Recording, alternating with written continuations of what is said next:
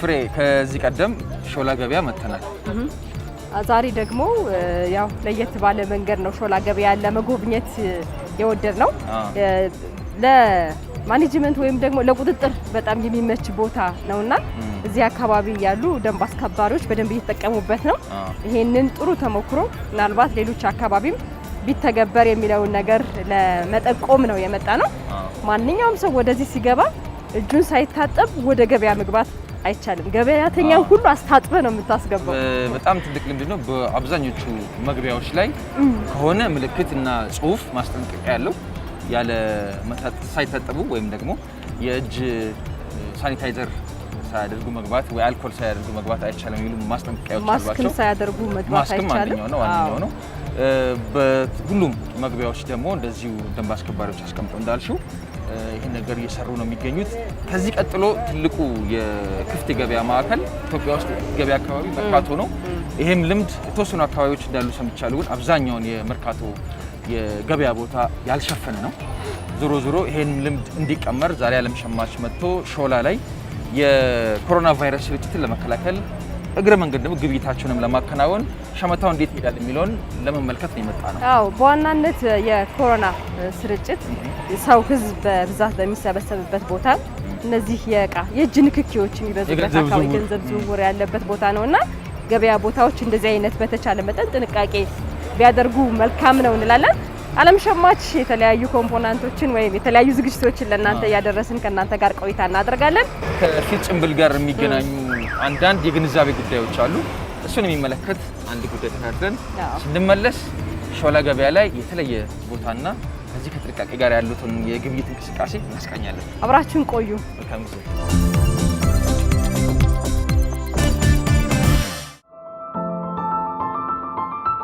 የኮሮና ቫይረስ መከሰቱን ተከትሎ ህብረተሰቡ የአፍና የአፍንጫ መሸፈኛ ማስኮች እየተጠቀመ ቢሆንም የመተንፈሻ ቀዳዳ ያላቸው ማስኮች ከጥቅማቸው ይልቅ ጉዳታቸው እንደሚያመዝን የኢትዮጵያ ምግብና መድኃኒት ቁጥጥር ባለስልጣን አስታውቋል። የመተንፈሻ ቀዳዳ ያለው ማስክ የሚጠቀመውን ሰው ብቻ 95 በመቶ የሚከላከል ቢሆንም የሚተነፍሰውን ትንፋሽ ወደ ውጭ የሚያስወጣ ለሌላው ህብረተሰብ የማስተላለፍ አቅሙ ከፍተኛ እንደሆነ የባለስልጣን መስሪያ ቤቱ የመድኃኒትና የሕክምና መሳሪያዎች ምዝገባ ዋና ዳይሬክተር የሆኑት አቶ አብደላ ቃሶ ገልጸዋል። ቫልቭ ያላቸው በፊት ለፊት በኩል ቫልቭ ያላቸው እነዚህ N95 የሚባሉ ማስኮች በቀጥታ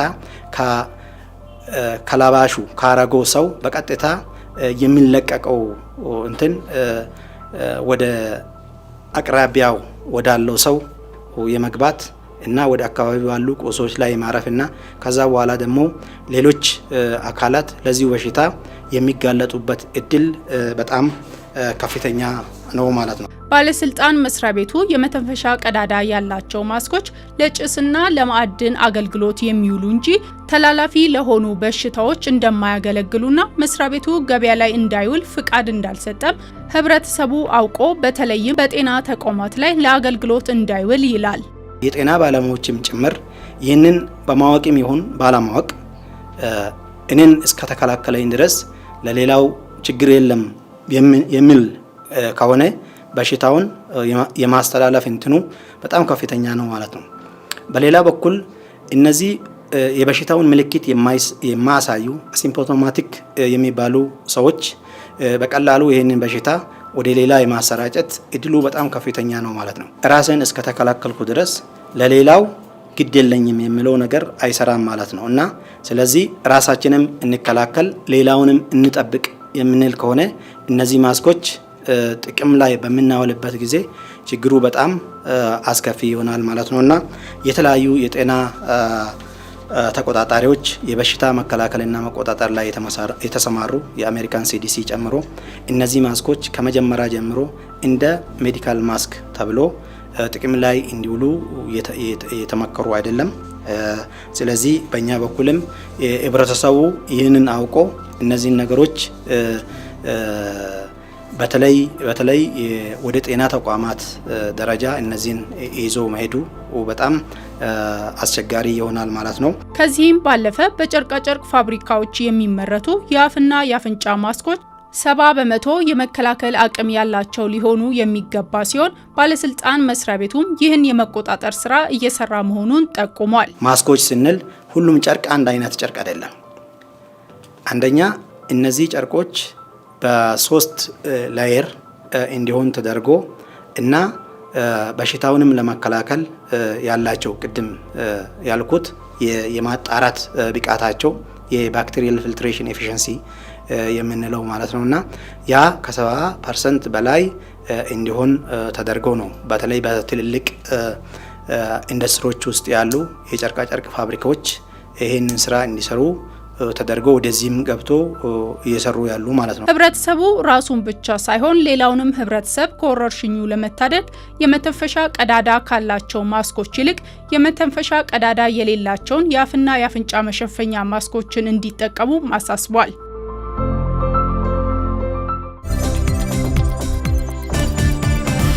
ፍሬ እንደዚህ አይነት እጅ መታጠቢያዎች የውሃ ታንከሮች በብዛት ከተማ ውስጥ ይገኛሉ። እዚህ ሾላ ደግሞ የሚሸጥም አለ። እንደዚህ በርቀት ለመታጠብም ለመግዛት መምጣት ይቻላል። ከመግቢያ ጀምሮ ያየናቸው የሾላ የግብይት ሂደት በጣም ጥንቃቄው በጣም ጥሩ ነው። ምክንያቱም የአንድ ሰው ችግር ብዙዎችን ነው ሊበክል የሚችለው። ማለት አንድ ሰው ብቻ ታሞ የሚቀር አይደለም። ተላላፊነቱ እጅግ በጣም ስስ ነው ማለት ብዙ ጥንቃቄ የሚጠይቅ ነውና በተቻለ መጠን በዚህ መንገድ ጥንቃቄ መደረጉ በጣም ጥሩ ነው። ሌላው እኔ ሾላ ላይ የታዘብኩት ከዚህ በፊት ስንመጣ በጣም ብዙ ህዝብ ይበዛ ነበረ። አሁን ግን ብዙ ህዝብ የለም። ስለዚህ የግድ መውጣት የተጨናነቀ ነበር። አዎ ተካ ሰፊ ነው። እኔ አሁን ውስጥ ለውስጥ ነው ድሮ ይጠበኝ ነበርና አሁን ሳየው ዘርዘር ማለቱ ራሱ የሰው ግንዛቤ ሁሉም ሰው ገበያ እየወጣ አይደለም ማለት ነው። እውነት ነው። ቤቱ ነው በፕሮግራም የሚሸምቱም ሰዎች አሉ ማለት ነው። በሳምንት 10 ለገበያ የሚወጣ ሰው አሁን በሳምንት አንዴ መግዛት በወር አንዴ መግዛት እየተለመደ ይመስለኛል። አሁንም ደግሞ በስልክም የሚያቀርበው አሉ። በየቦታው የሚፈልጉትን ትዕዛዛቶች ይጠይቃሉ ወይም መልእክት ያስተላልፋሉ፣ በየቤቱ ያደርሳሉ። ለማንኛውም እናንተ ቁጭ በሉ እኛ እንቸገራለን ወይም እኛ ለጤናችሁ እንጠነቀቃለን የሚሉ ብዙ አካላት አሉና ይበል የሚያሰኝ ነው። ይሄ የዴሊቨሪው ቤት ለቤት አገልግሎቱ በጣም የሚደነቅ ነው። በተለያየ መንገድ ከተማ ውስጥ መጥተዋል። እሱንም ደግሞ በራሱ መቻለ የዓለም ሸማች ፕሮግራም የዴሊቨሪ ቢዝነስ በቀጣይ እናሳያቸዋለን ተመልካቾች። ምናልባት አንዳንድ ችግር ሲመጣ ይዞት የሚመጣው መፍትሄ ብዙ ነውና ያ ነገር እንደ ጥሩ ነገር ሲለመድ ደግሞ የማህበረሰቡን አናኗር ታሪክ የሚቀይር ብዙ ነገር እናያለን። ለምሳሌ በየቦታው እጅ የመታጠብ ባህላችንን እጅግ በጣም አሳድጎታል።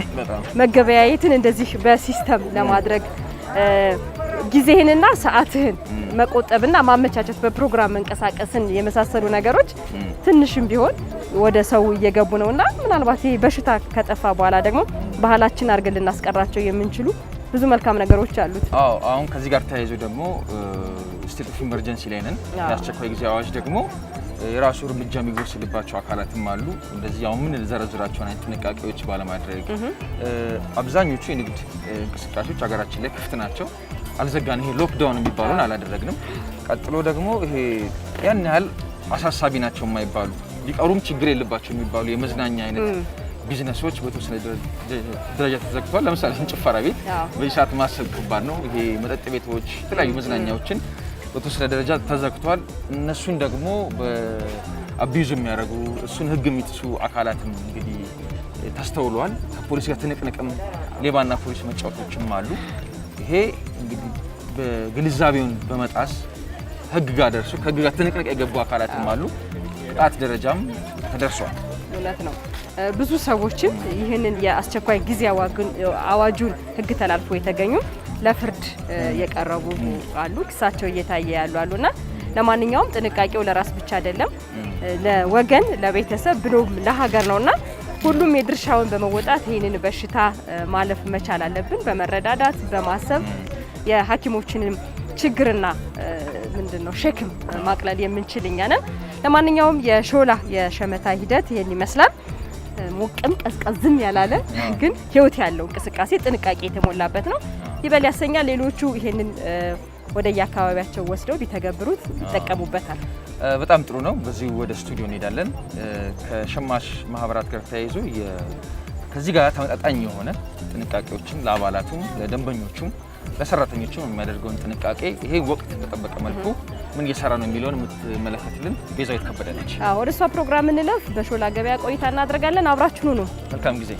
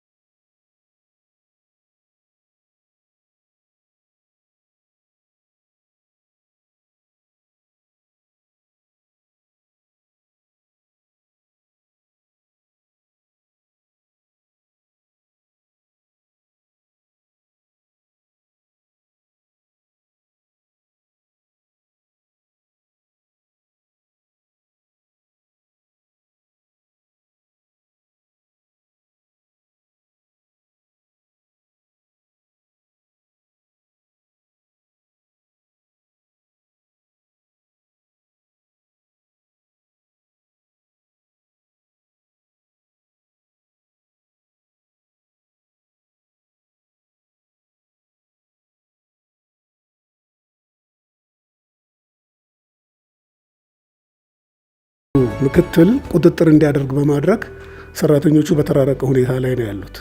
አልፎ አልፎ ግን እንዳስፈላጊነቱ ፍቃድ የሚያስፈልጋቸውን ሰራተኞች ፍቃድ በመስጠት እንዲህ አይነቱን ነገር እያደረግን ያለ ነው።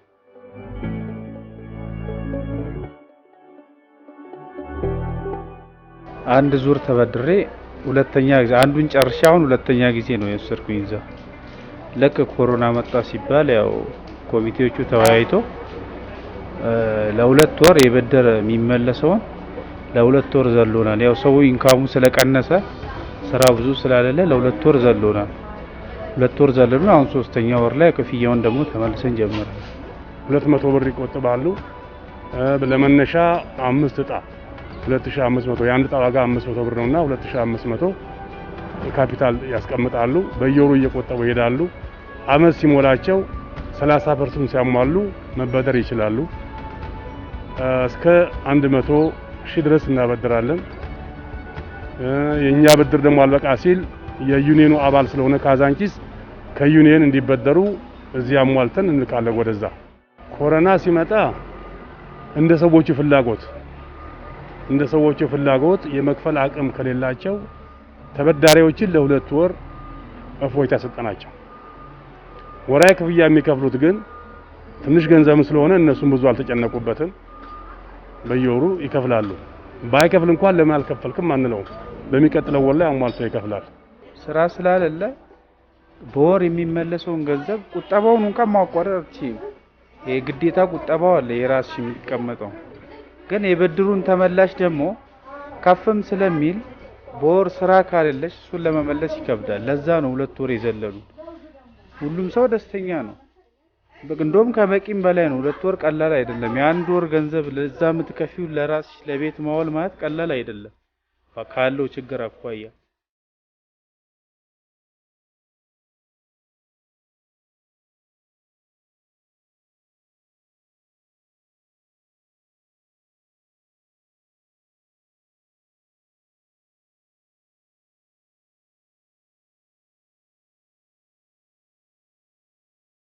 ሳኒታይዘር ነው አልኮል ሸጠን አናውቅም ያው ሁለቱ ሚክስድ ስለሚደረግ እሱን ፊት በመጀመሪያ በ1 ሊትር 80 ብር ሂሳብ ነበር የመጣው ቀጥሎ የመጣው በ135 ብር ሂሳብ እንሸጥ ነው በዛ ሂሳብ ሸጥን ህብረተሰቡ ጥሩ እየተጠቀመ ነበር አሁን 1 ሳምንት ሆኖናል ከየትም መግዛቱ ችግር ነው የጥራት ጉዳይ ችግር ሊፈጥር ስለሚችል እንጂ ድርጅቶች ሞልተዋል መተን እንሽጥ እናቅርብ ምናምን የሚሉ ግን ህጋዊ የሆኑ በጤና ጥበቃ ሚኒስቴር ጤናቸው ጉዳት ማያስከትል ጤና ላይ ጉዳት ማያስከትል መሆኑ የተረጋገጠ ህጋዊ የሆኑት ነው መግዛት ያለበት እሱም ዩኒየኑ ነው የሚገዛው ኮሮና ገባ የተባለ ሰሞን ሰልፎች ይበዛሉ ሰው በከፍተኛ ሁኔታ አስቤዛ ስለሚያደርግ ያለውን የምትፈልጊውን አለ አትገዢ ትችያለሽ ሰው እንዲዳረስ ተብሎ በመጠን ነው የሚሸጠው በዛ መልኩ ስናገኝ ነበር አሁን ግን ትንሽ በረድ ብሏል ማለትም ከውጭ የሚገቡ እቃዎች አንዳንዴ ሊጠፉ ይችላሉ እንጂ ሱቅ ላይ ያለውን ነገር ግን ታገኛለሽ እንደፈለግሽ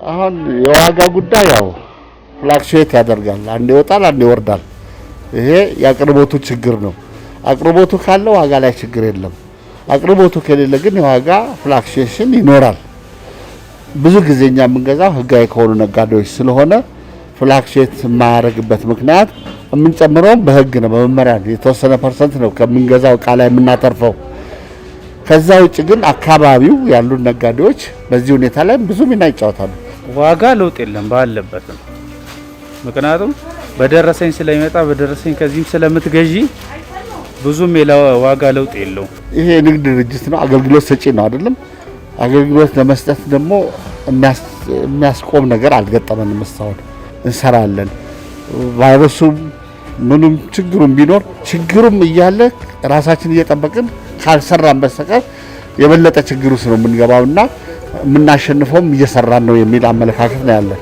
የሸማች ህብረት ስራ ማህበራት መደራጀትና መቋቋም ማለት ለህዝቡ ከፍተኛ አገልግሎት የሚሰጡ መሆናቸውን አምናለሁ ትልቁ ነገር ሁላችሁም እንደምታውቁት በምርት በኩል ያሉ ጥረቶች የሚሟሉና በተለይም በመንግስት በኩል የሚደረጉ ድጋፎች የሚቀጥሉ ከሆነ ህብረተሰቡን በሰፊው ማገልገል ይቻላል ብዬ አምናለሁ አሁን ትልቁ ችግር በድጎማ ምርቶች ላይ ያለውን ችግር ይሄንን እናንተም ወደፊት ልታዩት ትችላላችሁ ህብረተሰቡ በከፍተኛ ደረጃ የሚፈልገው እነዚህን ነው እነዚህ የድጎማ ምርቶች በጥራትና በብቃት በተለይም በብቃት ቢሰጡ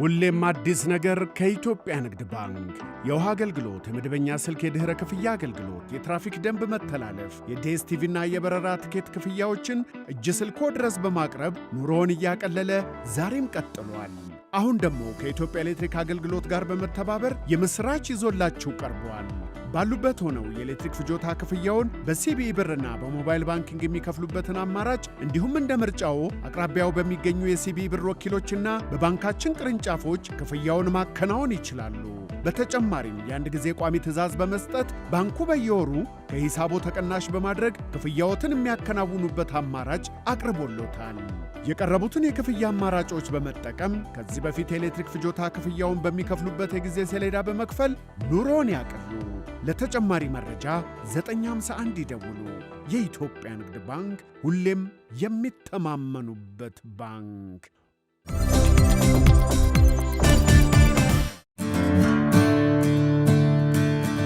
ጠንካራ የሥራ መንፈስ የተባበረ ክንድ ህብረተሰብን ያቀፈ እንቅስቃሴ አሜሪካን የኢኮኖሚ መሪ አድርጓታል። የህብረት ሥራ ማህበራትም ከድርሻቸው አሻራቸውን አሳርፈዋል። በ20ኛው ክፍለ ዘመን መጀመሪያ አካባቢ ብዙ አሜሪካውያን ከከተሞች ወጣ ባሉ ስፍራዎች ይኖሩ ነበር። እናም የመጠጥ፣ የኤሌክትሪክ፣ ሌሎች መሰረተ ልማት አቅርቦት ችግር ነበረባቸው። ይህንን አገልግሎት ያለምንም መስተጓጎል ማግኘት ፈለጉ።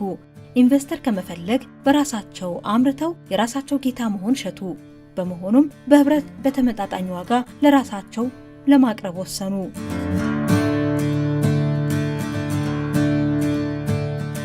የህብረት ሥራ ማህበር ከሌላው የቢዝነስ ሥራ እሳቤ የተሻገረ ነው።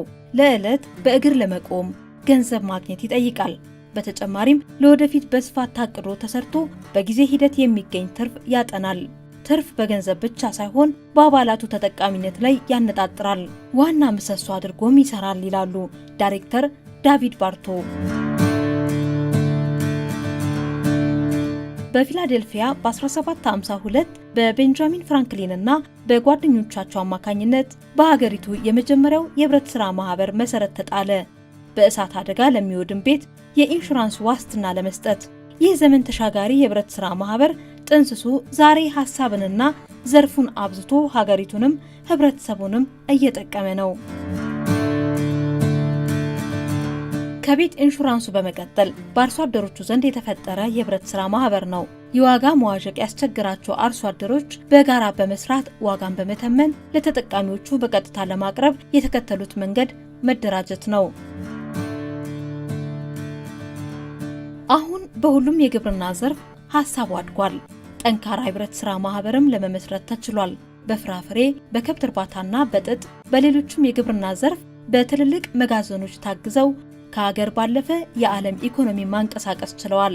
ዛሬ ስማቸው የገነኑ ምርቶችን ማህበራቱ ከእርሻ እስከ ፋብሪካ አጠናቀው በየትኛውም የዓለም አቅጣጫ አሰማርተዋል። ቼክ ኮርነር የገበሬዎች ህብረት ሥራ ማህበር ፕሬዝዳንት ናቸው። በሀገራቸው ስላሉ 250 የገበሬዎች ህብረት ሥራ ማህበር ምስክርነት ይሰጣሉ። የሚያመርቱ፣ ፕሮሰስ የሚያደርጉ፣ ለገበያ የሚያቀርቡ የህብረት ሥራ ማህበራት በአማካኝ በዓመት $170 ቢሊዮን በማትረፍ ለራሳቸውም ለሀገራቸውም መሆን ችለዋል ይላሉ። ሰንራይዝ ኮኦፕሬቲቭ ከገበሬዎች ህብረት ሥራ ማህበር መካከል ተጠቃሽ ነው። ሰፋፊ የእርሻ መሬትና ግዙፍ ጎተራዎች አሉት። በ280 አባላት የሚንቀሳቀሰው ሰንራይዝ ኮኦፕሬቲቭ ከኖርዝ ሴንትራል ኦሃዮ ተነስቶ ምርቱን ለዓለም ያቀርባል።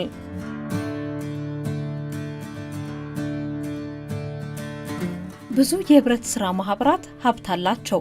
እግረ መንገድም የሀገራቸውን ኢኮኖሚ ይደግፋሉ። አብዛኛው ህዝብም በተለያዩ የህብረት ሥራ ማህበር ውስጥ የታቀፈ ነው። የየዕለት አገልግሎቱን ውሃ፣ የኤሌክትሪክ፣ የፍሳሽ ማስወገጃ አገልግሎት ከህብረት ሥራ ማህበራት ያገኛሉ። በ1930ዎቹ መጀመሪያ ብዙ የአሜሪካ መንደሮች የኤሌክትሪክ አገልግሎት ማግኘት ይቸገሩ እንደነበር ታሪክ ያስረዳል።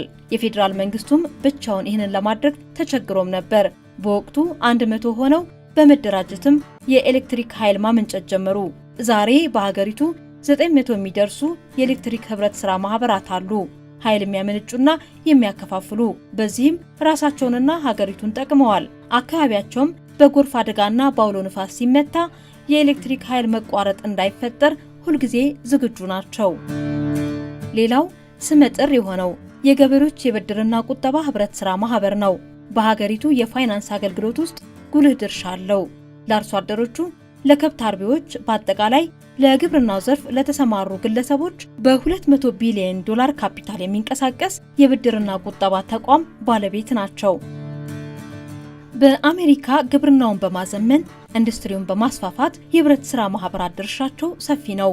በተለይ ደግሞ በግብርናው ዘርፍ ባለብዙ ህዝብ አሜሪካ በተመጣጣኝ ዋጋ ሸምተው እንዲኖሩ የህብረት ሥራ ማህበራትና የመንግስት የንግድ ስርዓት ታላቅ ሚና አላቸው።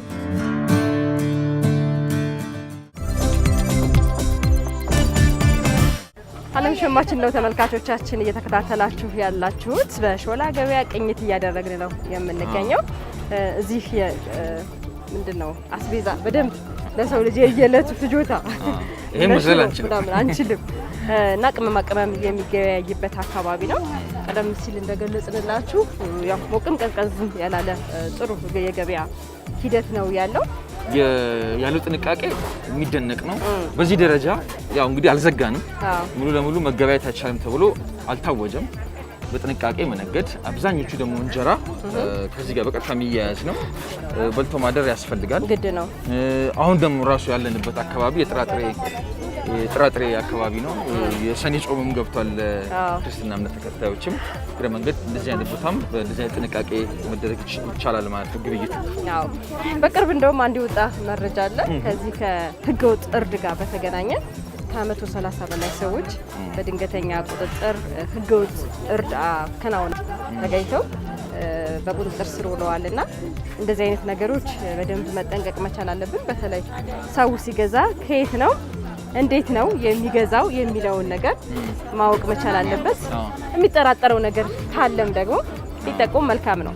ፍላጎቱ ባይኖር ሻጮቹም አይገደዱም ነበር። ያው ሻጮቹ የደንበኞቻቸውን ፍላጎት ታሳቢ አድርገው ነው ያው ሰገዛው ድረስ እሱ ምን ጨነቀው። በዛ ግን ዞሮ ሰለባ የሆነው ሻጩ ነው። ግንዛቤ በደንብ መሰራት ያለበት ተጠቃሚው ወይም የስጋ ተመጋቢውን ግንዛቤ ማሳደግና ህግን ደግሞ ማስከበርም እዛ ላይ የሚያስፈልግ ይመስለኛል። የሲሳይ ፕሮግራም እንከታተል። ከአዲስ አበባ ገቢዎች ጋር በተገናኘ የምታዘጋጀው አንድ መሰናዶ አለ። ወደዛው እንለፍ። አለም ሸማች ነው። አብራችሁ ቆዩ።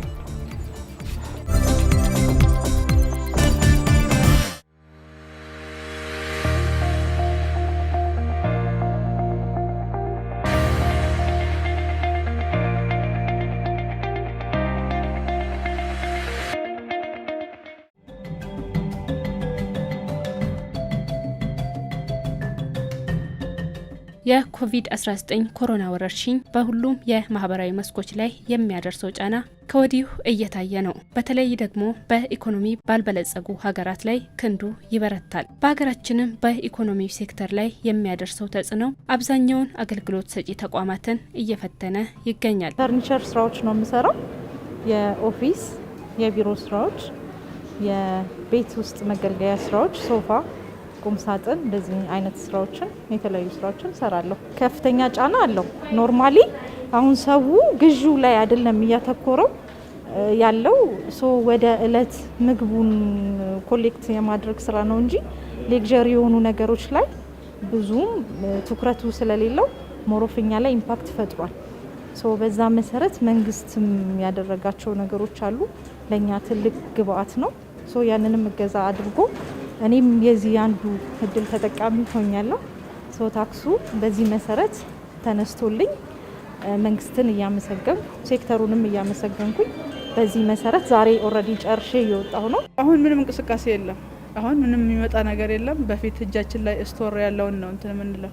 በኮንስትራክሽን ዘርፍ ነው የተሰማራ ነው። የማሽን እያከራየን ነው እንትን የምንለው። እንደ ሌሎቹ ዘርፍ ባይሆንም እንደ ንግዱ ባይሆንም እኛ ጋር የተወሰነ የስራ ጫና ፈጥሯል። ያው የኮንትራት ወስደሽ ስለሆነ የኛን ምሳሌ የኮንትራቱን ነው ምሳሌ እንደዛ የዕለት ተዕለት ሽያጭ ስለሌለ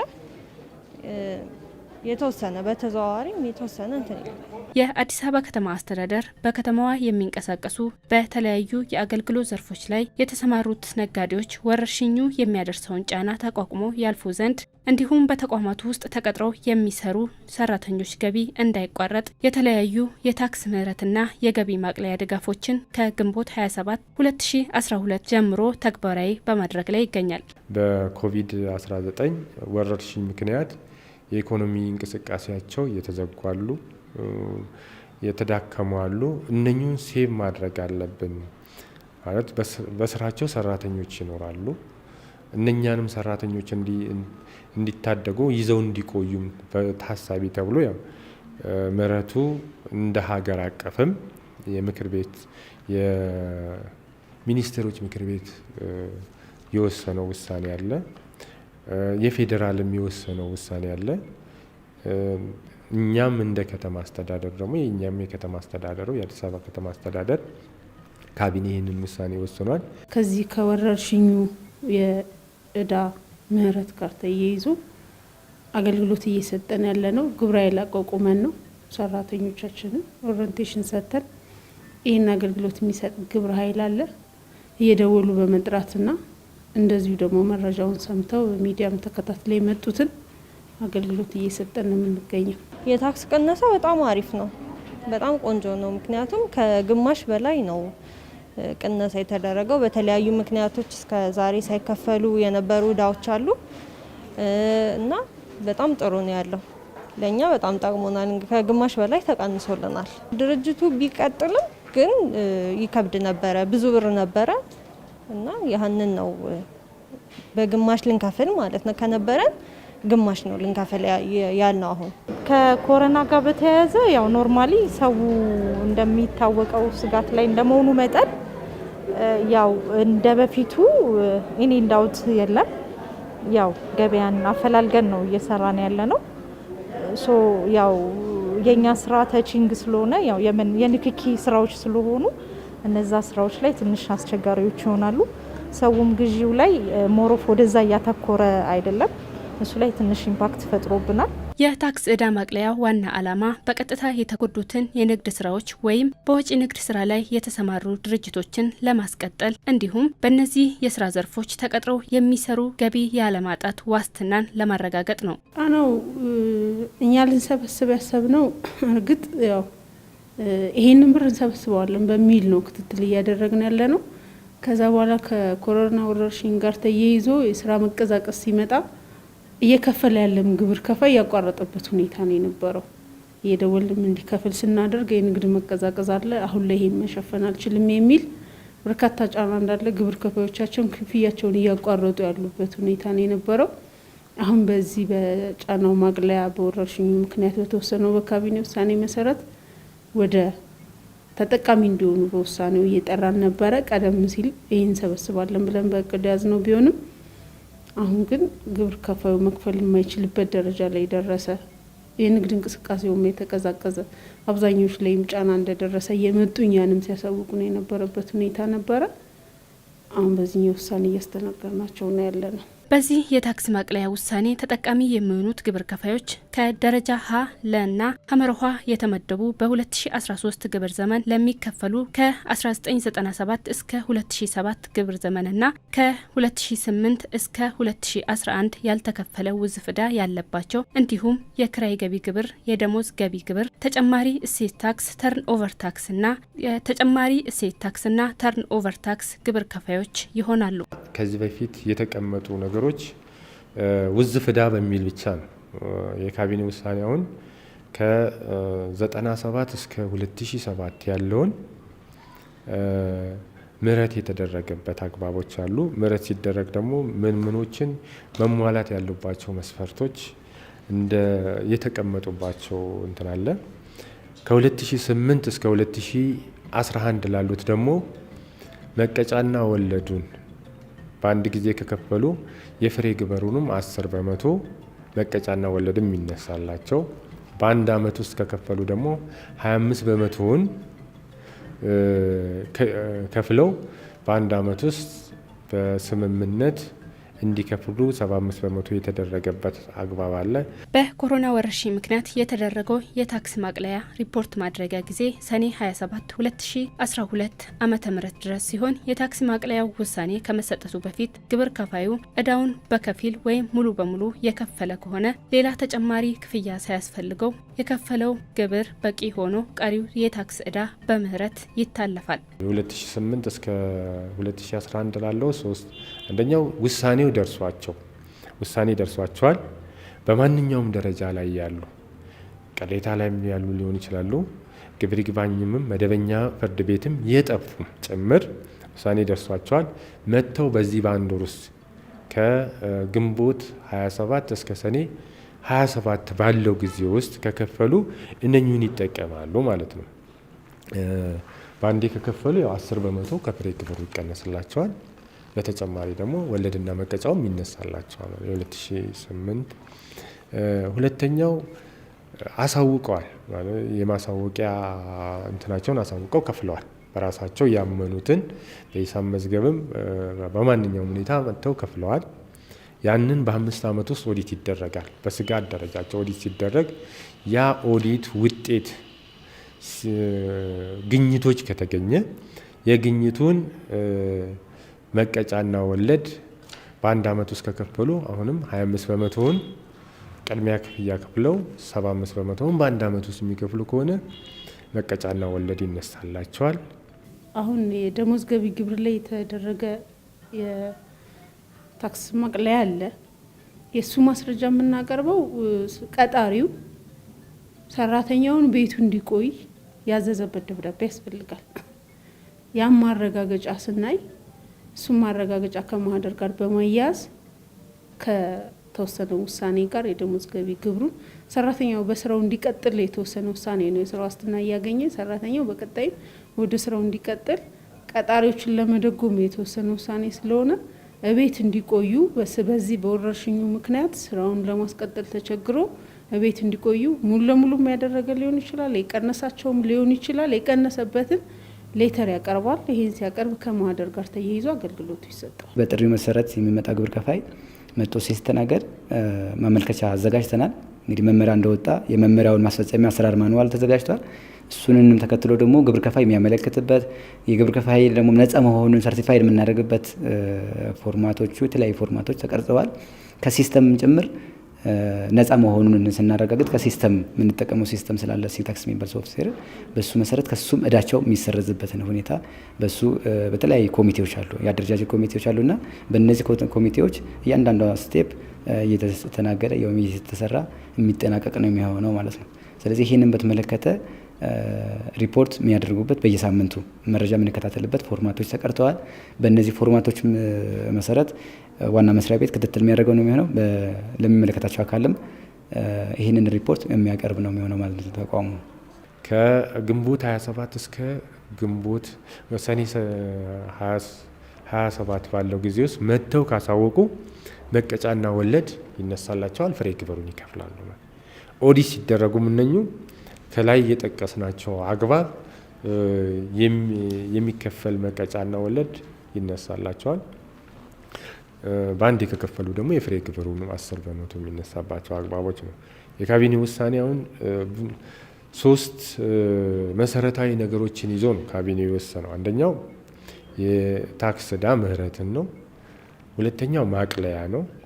ሶስተኛው ደግሞ የማሳወቂያ ጊዜ ነው። በዚህ የታክስ ማቅለያ የአዲስ አበባ ገቢዎች ቢሮ መሰብሰብ የነበረበት በቢሊየን የሚቆጠር ገንዘብን ሳይሰበስብ ቀርቷል። የዚህም ዋና ዓላማ የኢኮኖሚውን ጫና ለማቃለል ቢሆንም ይህንን አስቸጋሪ ጊዜ በብልሃት ለማለፍ የሚሰሩ ተቋማትም ከዚህ የባሰ ችግር ውስጥ ለሚገኙ ዜጎች የእርዳታ እጃቸውንም እንዲዘረጉ ይጠበቃል።